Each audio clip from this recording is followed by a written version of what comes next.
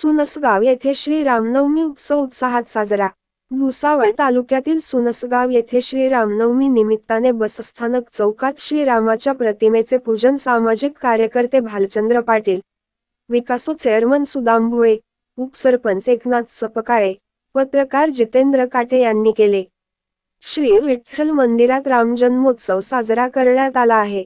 संध्याकाळी राम मंदिरात महाआरती करण्यात आली। गावातून प्रभू श्रीराम प्रतिमेची मिरवणूक काढण्यात आली होती। राम येलगे या गाण्यावर भाविकांनी डीजेच्या तालावर ठेका धरला होता। कार्यक्रमाच्या वेळी भुसावळ तालुका पोलीस स्टेशनचे पोलीस कर्मचारी व पोलीस पाटील यांनी बंदोबस्त ठेवला। प्रभू राम जन्मोत्सव सोहळा आनंदात पार पडला आहे। दिव्य महाराष्ट्र न्यूज करिता जितेंद्र काटे, सुनसगाव।